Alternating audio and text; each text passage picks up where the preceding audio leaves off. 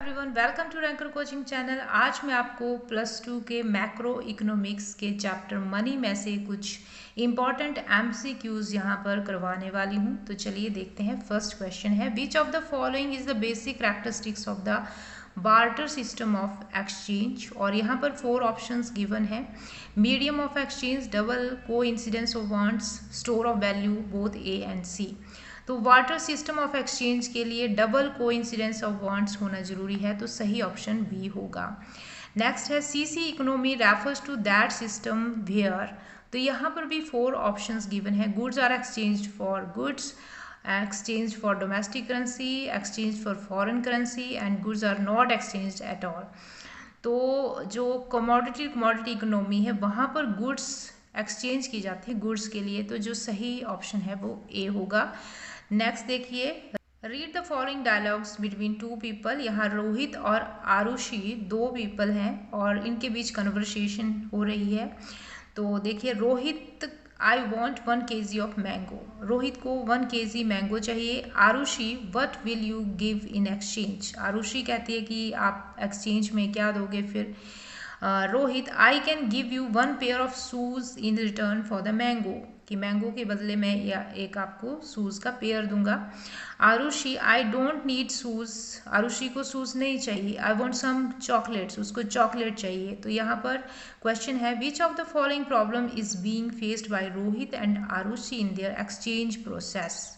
तो यहाँ पर भी आगे आंसर जो गिवन है उसमें भी 4 ऑप्शंस गिवन है। Lack of store of value, lack of double coincidence of wants and lack of standard of deferred payment, absence of common unit of value. तो यहाँ भी double coincidence of wants जो है उसकी कमी है। Lack of coincidence, double coincidence of wants सही option होगा। नेक्स्ट है, मनी इज, यहाँ 4 ऑप्शंस हैं। Anything which requires double coincidence of wants, anything which is commonly accepted as a medium of exchange, anything which is commonly accepted as a commodity money and D option है none of this. तो यहाँ पर जो सही option है वो B होगा, anything which is commonly accepted as a medium of exchange. तो बी ऑप्शन सही है। 6th क्वेश्चन है, evolution of money has facilitated a common unit of exchange, store of value, transfer of value, all of these। तो evolution of money, money के evolution होने से क्या क्या फ़ायदे हो गए, सुविधाएं हो गई। A common unit of exchange money के थ्रू हो सकता है, मतलब कॉमनली एक कॉमन यूनिट मिल गया एक्सचेंज करने के लिए। स्टोर ऑफ वैल्यू भी हो सकता है एंड ट्रांसफर ऑफ वैल्यू भी मनी के थ्रू हो सकता है। तो सभी ए बी एंड सी जो ऑप्शन हैं सही हैं, तो option D all of these यहाँ पर करेक्ट ऑप्शन होगा। With the introduction of money, यहाँ ऑप्शंस गिवन है। Acts of sale and purchase have been separated. Acts of exchange have been separated. Production and consumption have been separated. B and C both. तो यहाँ पर introduction of money से क्या हुआ कि cell and purchase का जो एक्ट है वो सेपरेट हो गया। ऑप्शन ए सही होगा। 8th क्वेश्चन है, money which is accepted as a medium of exchange because of the trust between the payer and the payee is called. तो यहाँ पर भी 4 ऑप्शंस गिवन है। Full bodied money, credit money, fiat money and fiduciary money. तो क्योंकि trust के through ये सारा एक्सचेंज हो रहा है, जहाँ ट्रस्ट आएगा वहाँ पर फ्यूडिशियरी वर्ड आ जाएगा, ठीक है। तो यहाँ पर जो सही ऑप्शन होगा वो फ्यूडिशियरी मनी, इसका आंसर सही होगा ऑप्शन डी। नेक्स्ट है, money that is issued by the authority of the government is called. यहाँ पर भी 4 ऑप्शंस गिवन है। Full bodied money, credit money, fiat money and fiduciary money. तो जो गवर्नमेंट अथॉरिटी इशू करती है that is called fiat money. C option सही है। नेक्स्ट है, money value is equal to commodity value in case of fiat money, full bodied money, fiduciary money and credit money. तो यहाँ पर जो money value जब कमोडिटी वैल्यू के equal होती है तो that is called full bodied money. B option correct है। अब देखिए next 11th, electronic transfer of money in terms of credit and debit entries of the account holder in the bank is called e-marketing, e-money, e-business, e-banking। तो सही option होगा सी, ई money.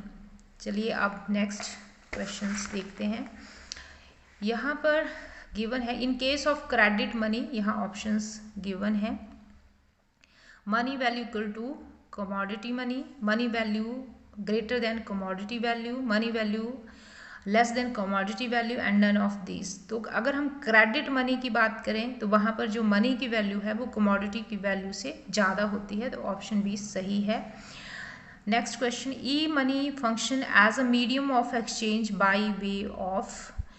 तो यहाँ पर options हैं transfer of value from one account to the other, cash payment, payment through cheque, all of these. तो e money का फ़ायदा यही है कि transfer of value from one account to another account हो सकता है, तो ए ऑप्शन सही होगा। मनी इज़ मनी क्या है, इसके लिए भी 4 ऑप्शंस यहाँ पर गिवन है। Static factor, dynamic factor, contingent factor, all of these. तो ये मनी जो है वो डायनेमिक फैक्टर है, इसको हम ट्रांसफ़र कर सकते हैं, स्टोर कर सकते हैं, ठीक है।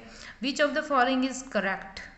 Supply of money is a stock concept, supply of money does not include stock of money held by the government, supply of money does not include stock of money held by the banking system of the company, all of these। तो इनमें से correct option कौन सा है? तो first A भी सही है, सेकंड भी सही है, थर्ड भी सही है, तो हम बोल सकते हैं कि डी ऑप्शन जो है ऑल ऑफ दिस यहाँ पर आएगा इस क्वेश्चन में। विच of the following is not a component of M1 measurement of money supply. तो यहाँ पर जो फिजिकल स्टॉक है वो आता है M1 में। तो यहाँ पर ऑप्शंस हैं demand deposit, currency, other deposit and term deposit. तो अगर हम नॉट की बात करें तो यहाँ पर ऑप्शन डी आएगा, टर्म डिपॉजिट। नेक्स्ट क्वेश्चन है in India coins are issued by. India में क्वाइंस कौन इशू करता है? तो इंडिया में coin actually ministry of finance issue करता है, तो सही ऑप्शन सी होगा। अब देखिए next question, which of the following system is followed by reserve bank of India for issuing the currency.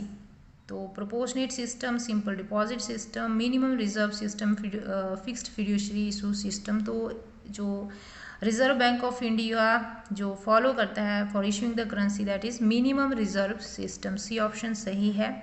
सिर्फ इतना ही। If you found this video useful please like and share and subscribe the Ranker coaching channel and thanks for watching. Peter Pan, that's what they call me. I promise that you'll never be lonely.